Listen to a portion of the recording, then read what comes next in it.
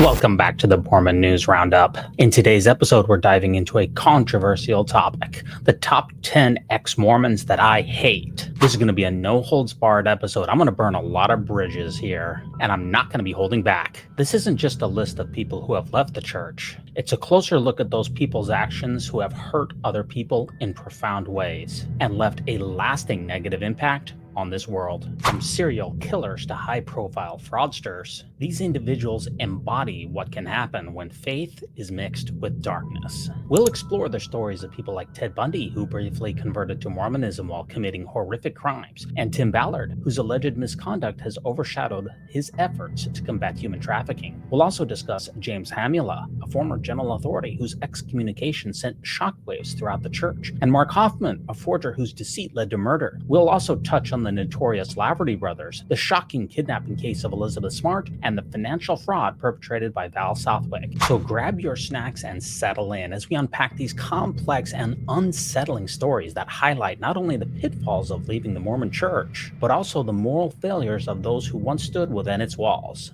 Let's get started. Welcome to the Mormon News Roundup, your go-to source for the latest headlines and critical analysis on all things LDS. Breaking news! Join D-Vay's Mormon News Roundup. That's talent on loan from Kolob every Sunday and Monday night. We will uncover the truth behind the news that matters most to the Mormon community. I don't like him! At number 10, we have Ted Bundy. Ted Bundy was a serial killer responsible for at least 30 murders across multiple states. He briefly converted to Mormonism in the middle of his crime spree. In a recent Netflix documentary, Conversations with a Killer, the Ted Bundy tapes, it showed an interview with Bundy's branch president from the 70s, Michael Priest. Priest explained that soon after moving to Utah in September of 1974, two Mormon church members knocked on Bundy's door. They began chatting and he expressed an interest in joining their congregation. The Lakeland Ledger reported that a missionary named Larry Anderson was the man who taught and baptized Bundy in August of 1975. Possession, control, violence. There was something unique about Ted's brain. He talked in terms of a voice in his head, and this voice would start saying things about women.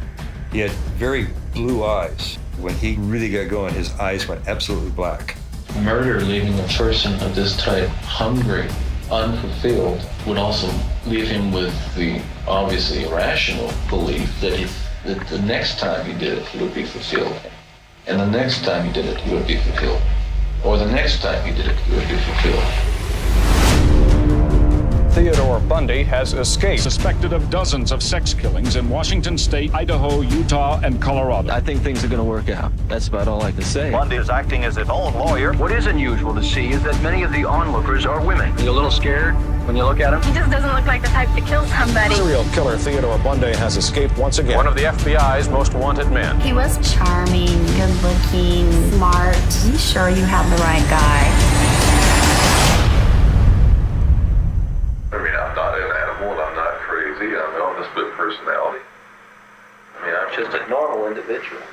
I don't like him! Tim Ballard was the founder of Operation Underground Railroad, also known as OUR. He was excommunicated from the Church of Jesus Christ of Latter-day Saints in 2023, amid allegations of sexual harassment and misconduct. Timmy's excommunication followed a series of accusations that painted a troubling picture of his conduct, including claims of unethical practices and financial mismanagement within Operation Underground Railroad, an organization allegedly dedicated to combating human trafficking. Critics have pointed to a pattern of behavior that raises significant ethical concerns, leading to broader discussions about accountability and transparency within his charitable organizations. The LDS Church's decision to excommunicate him underscores the seriousness of the allegations and their impact on his public persona and mission. How'd that make you feel?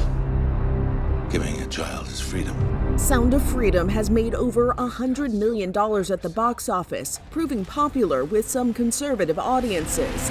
It is the fastest growing international crime network that the world has ever seen.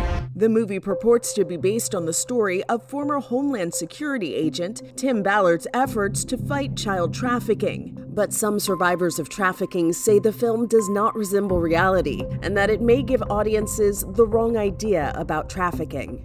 Jose Alfaro is a lived experience expert on domestic minor sex trafficking. He says, trafficking looks a lot different. Now, the next part is very important. They're going to take you. More times than most, it's happening to communities of people that most people don't care about, right? And it's those living in poverty. It is people of color. It is the LGBTQ community. Chris Ash is the Survivor Leadership Program Manager at the Coalition to Abolish Slavery and Trafficking. They say that films like Sound of Freedom and before that, Taken, give the wrong impression about trafficking. We lose sight of how it actually happens. We introduce elements that aren't true. We create narratives that are actually going against a lot of the work that people with lived experience in this field, working in the field, have been pushing back against for decades. This film and many other films that are sensationalized the Hollywood story, it's savior trauma porn, right? People love I don't like him. At number 8, we have George P. Lee. George P. Lee is a former Mormon general authority who was excommunicated for apostasy and later convicted of sexually abusing a minor. Hey everyone, today I'm diving into a story that's both disturbing and cautionary. George P. Lee, a former LDS general authority, found himself at the center of a shocking child sexual abuse case. Initially, Lee denied all allegations, but things took a significant turn on October 11, 1994. Here's what happened. Lee was charged with aggravated sexual abuse of a child, a first-degree felony. However, in court he accepted a plea bargain, pleading guilty to a reduced charge of attempted sexual abuse of a child, which is a third-degree felony.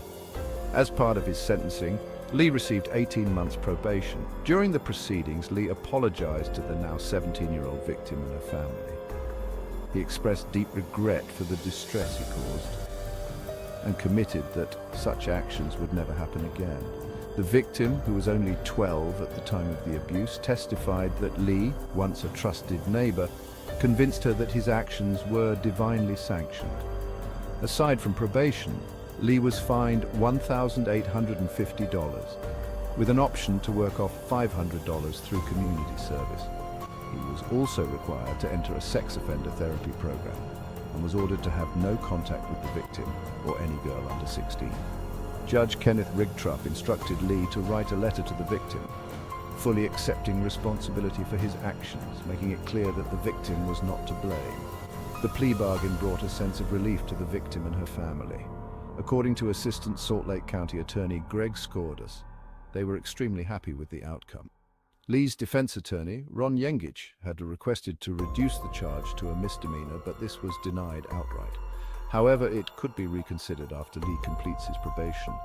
It's important to note that Lee was excommunicated from the Church of Jesus Christ of Latter-day Saints in 1989 for reasons including apostasy and behavior unbecoming a member. Despite his legal troubles, Lee's family and friends continued to support him. Interestingly, results of a polygraph test that Lee might have passed were sealed and never ruled on for court admissibility. Yengich's press release stated that the case's resolution would help both the victim and Lee's family heal. Lee, who resides in Arizona, requested to serve his probation there, aiming to facilitate closure and ensure he continues to seek counseling. This case underscores the importance of accountability and the steps required for healing and justice. Let me know your thoughts in the comments. Thanks for watching and take care. I'm fucking glad that he's dead! I don't like him. James J. Hamula is a former general authority of the Church of Jesus Christ of Latter-day Saints. He served as a member of the Quorum of the 70, which oversees church operations throughout the world. Hamula held this position from 2008 until 2017. James Hamula was the mission president directly before my mission president in Washington, D.C. in the late 1990s. I had to follow all of his little rules that he put into his little white book. So as far as disdain is concerned, he has a special place in my heart. What sets Hamula apart is that in August of 2017, he was excommunicated from the LDS Church, a highly unusual event for someone in such a high-ranking leadership position. The LDS Church issued a statement at that time confirming his excommunication, but clarifying that it was not for reasons related to apostasy or disillusionment with the faith, which often involves leaving the church for doctrinal or belief-based reasons. The church also emphasized that Hamula's excommunication did not involve disloyalty to the church or its teachings. Hey everyone, today I'm diving into a story that has left many in the LDS community with questions and a sense of unease. We're talking about James J. Hamula, a prominent figure who was excommunicated from the LDS Church back in 2017. Let's explore his life, his rise within the church, and the enigmatic circumstances surrounding his excommunication. James Joseph Hamula was born on November 20th, 1957, in Long Beach, California. He grew up deeply involved in the LDS Church and even served a mission in Germany. After earning degrees in political science, political philosophy, and a Juris Doctor from Brigham Young University, he embarked on a career as an attorney, specializing in environmental law.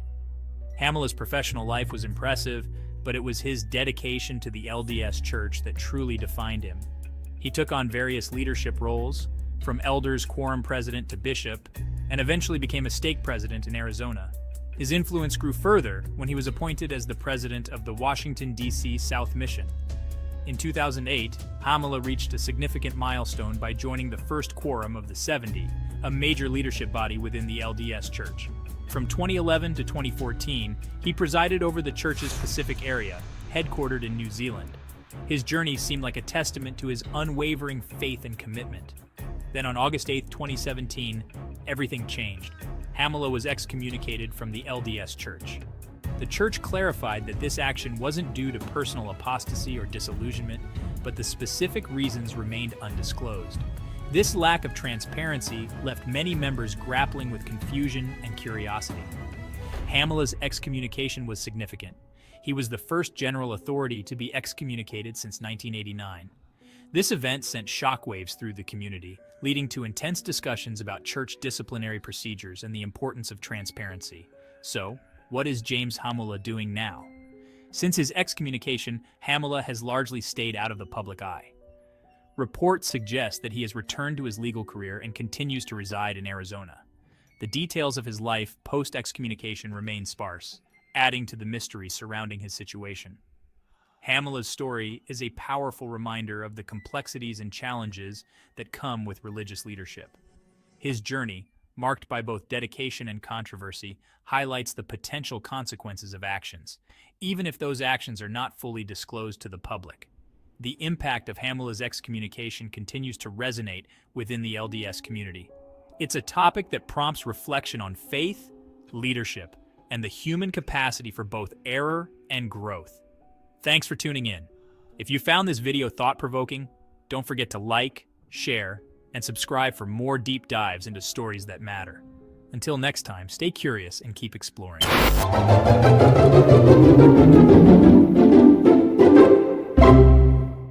You are officially excommunicated. Mark Hoffman was a forger and criminal who gained notoriety in the 1980s for creating fake documents relating to the founding of the Church of Jesus Christ of Latter-day Saints. Raised in a Mormon family, Hoffman was initially a devoted member of the faith and even served a mission for the church. His deep knowledge of Mormon history and doctrine allowed him to craft forgeries that were highly convincing to church leaders and scholars, including the infamous Salamander Letter. Hoffman's actions ultimately led to a series of scandals that rocked the LDS community, raising questions about faith, authenticity, and the church's historical narratives. His story serves as a cautionary tale about the intersection of belief, deception, and the quest for truth within religious contexts. Mark Hoffman, a first-year medical student, has purchased an old Bible. Stuck between its pages is a mysterious document. Unable to see what it is and unable to safely remove it, Hoffman calls on an expert to help him. He watches on as Professor Jess Simmons, curator of the University Archives, unearths the long-lost Anthon transcript. And this was a document with strange characters on it that purportedly was produced by Joseph Smith as copies of the characters that came from the gold plates that he translated the Book of Mormon on. So you can see this would be an astounding document. They decided this was a real authentic Joseph Smith document. All of a sudden, he was the young man that came up with one of the great historical finds of Mormon history. To the Mormon community, the Anthon transcript is the Word of God revealed to them through the hand of their founder, Joseph Smith. Hoffman sells his amazing find to the Mormon Church for $20,000. Hoffman becomes a star, his status in the Mormon community skyrockets. Church leaders eager to promote Mormon history embrace him. I don't like him. Jeremy Johnson is a former businessman and ex-Mormon who gained notoriety by running a massive online marketing company that defrauded customers out of approximately $350 million.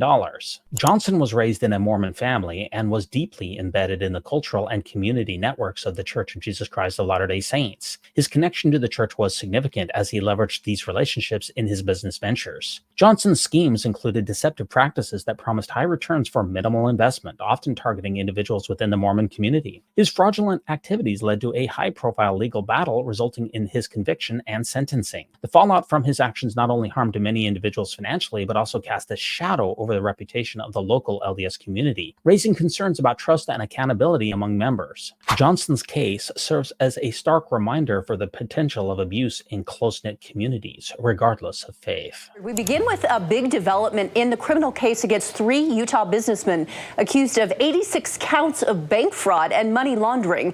This case involves Jeremy Johnson, a key figure in the criminal case against 2 former Utah attorneys general. News specialist Shara Park is at the federal courthouse with this verdict. Shara. Well, Lori, this is all still unfolding right now here at the federal courthouse. St. George businessman Jeremy Johnson was found guilty on 8 counts of making false statements to a bank. He now faces up to 30 years in federal prison. He could walk out of this courthouse at any moment. If that's the case, you can see the media is all stacked up here. We will go and get his reaction to this verdict. But Johnson wasn't the only one found guilty today. His associate, Ryan Riddle, was also found guilty on 6 of 56 counts. Associate Scott Levitt, however, goes home a free man, not guilty across the board here. Now, this case has been brewing for more than 5 years, really, involving the 86 count, as you mentioned, indictment against the 3 men here.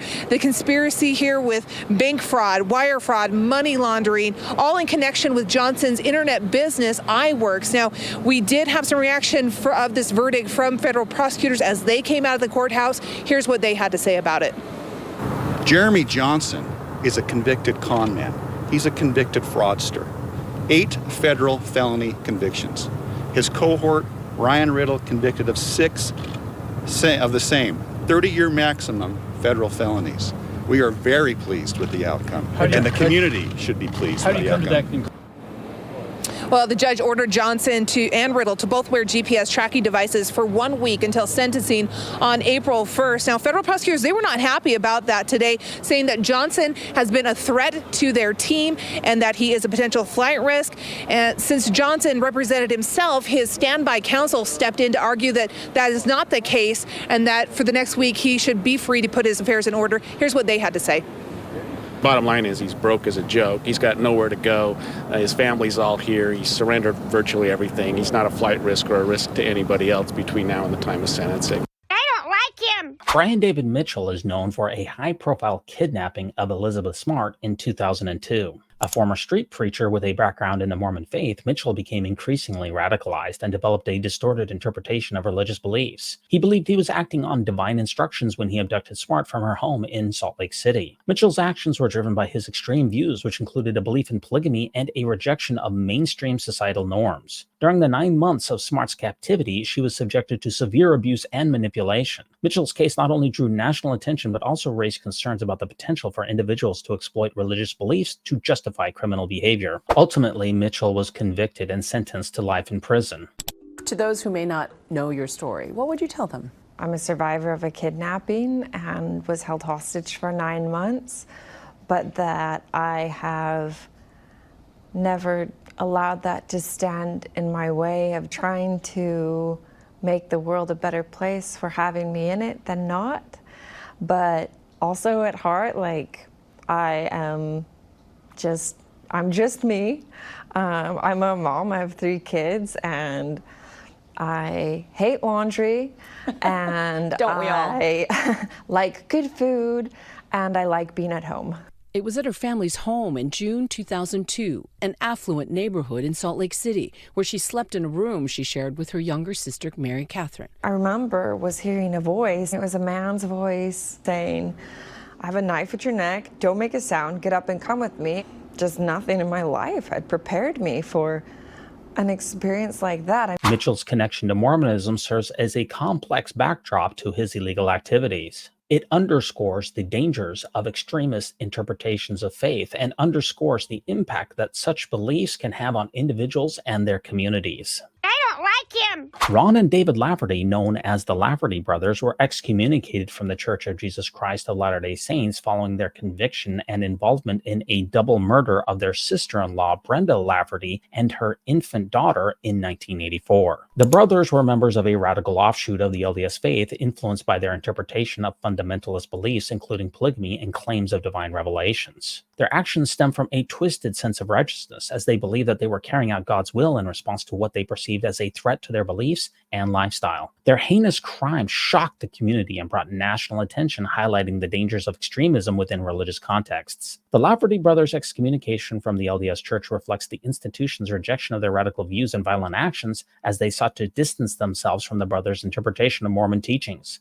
A new series coming to FX and Hulu is getting a lot of attention in Utah ahead of its release. Under the Banner of Heaven throws a spotlight on a horrific crime in American Fork back in 1984, when the Lafferty brothers claimed that God told them to murder their sister-in-law Brenda and her baby. News specialist Matt Rascone has been working on this. And Matt, you spoke to the victim's sister and a historian who's seen some of the series.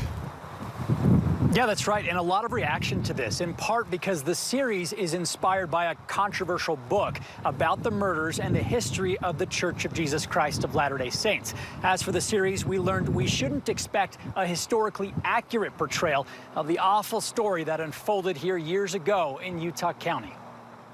It's a feeling that just brings everything to the forefront. Since the horrific crime nearly 38 years ago, I'd always kind of crossed my fingers that it would just go away. The story of Brenda and Erica Lafferty's murders has resurfaced again so that we could, and again, finally let Brenda and Erica rest. Sharon Wright Weeks knew Hollywood was interested in her sister's story. She spoke to the writer, Dustin Lance Black, in 2011, but that was it. Then last year, she learned with everyone else. One of my biggest fears has come to fruition, and that is that my sister will be murdered. About a new TV series, Under the Banner of Heaven. Publicly for everybody to see. John Krakauer's 2003 book under the same name is the inspiration for the series. Ron and Dan Lafferty claimed God had told them to kill their sister-in-law and niece. The book argues the roots of their crime lie deep in the history of the Church of Jesus Christ of Latter-day Saints. Violence and extremism can come from anything that people believe in. Barbara Brown is the former director of the Mormon History Association. She watched a screening of the first 2 episodes of Under the Banner of Heaven this week. My concern is I think a lot of people will see this and see it as actual history. It is a fictionalized story in that the main character, played by Andrew Garfield, is not a true character. Brown says Garfield's character attempts to represent the mainstream Latter-day Saint church member of the day. But Brown, who was a high school senior in Provo in 1984, says even his character was extremist. I didn't recognize anything about myself, my family, or my culture depicted in the miniseries. Seems like it's almost all fiction. Weeks says she spoke to the actual lead detective on the case yesterday.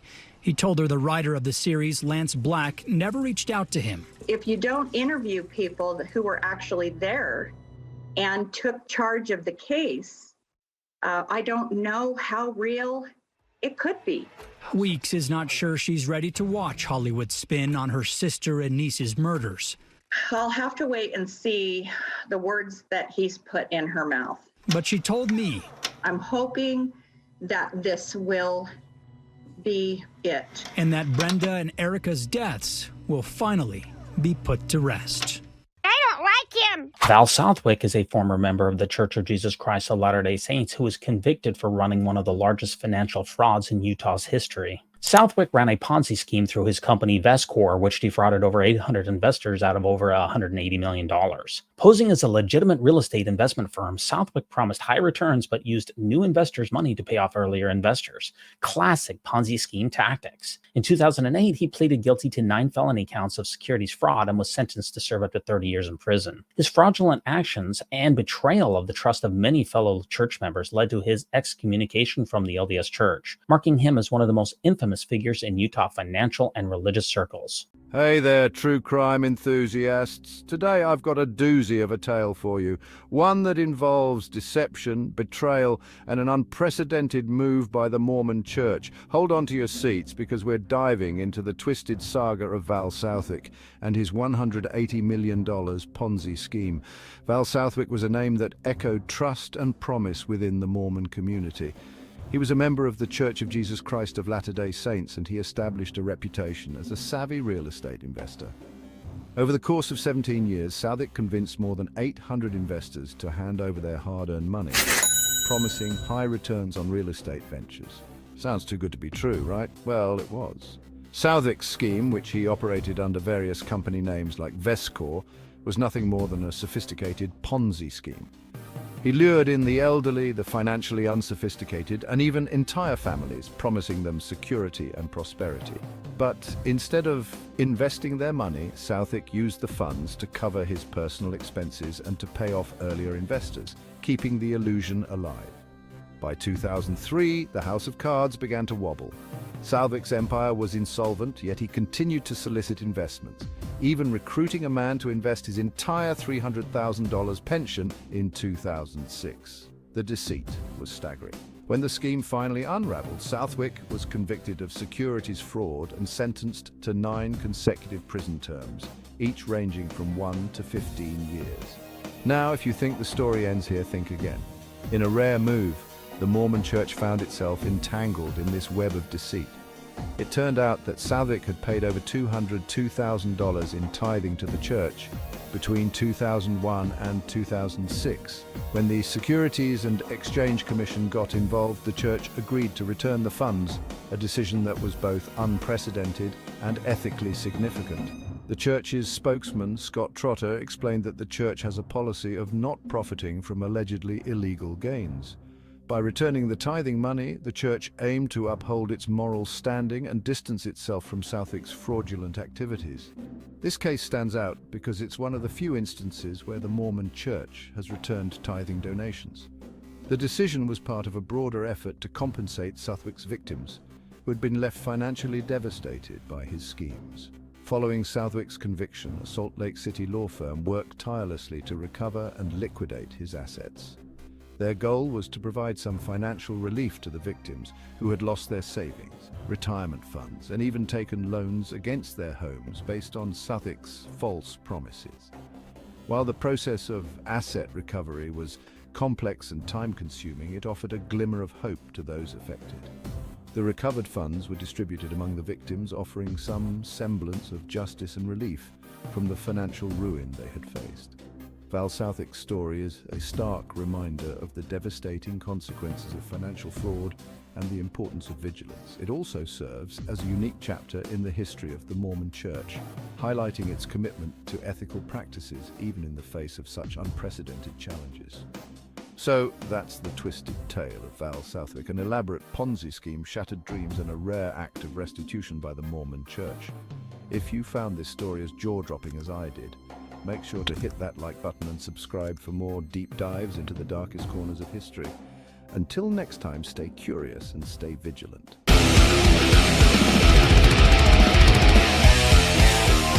He's pure evil. I don't like him. Tom Green is a polygamist known for his marriage to multiple wives, including underage girls, which eventually led to his conviction of bigamy in the late 1990s. Raised in the LDS Church, Green later aligned himself with fundamentalist sects that continued the practice of polygamy after the mainstream church officially renounced it in the late 19th century. His lifestyle drew significant media attention and public outrage, particularly due to the ages of some of his wives, which led to legal action against him. In 2001, he was convicted of multiple charges, including bigamy and SA of a minor, minor and was sentenced to prison. Green's case brought to light ongoing issues related to polygamy, particularly within fundamentalist communities that claim to uphold traditional Mormon practices. The LDS Church has distanced itself from such practices, emphasizing its commitment to monogamy and the well-being of families. Green's actions exemplify the complexities of Mormonism's historical ties to polygamy and the contemporary challenges posed by its continuation in fundamentalist communities. The family of Utah polygamist Tom Green says he died Sunday of COVID-19 at the age of 72. And it was that family that sent Green to prison for 6 years and also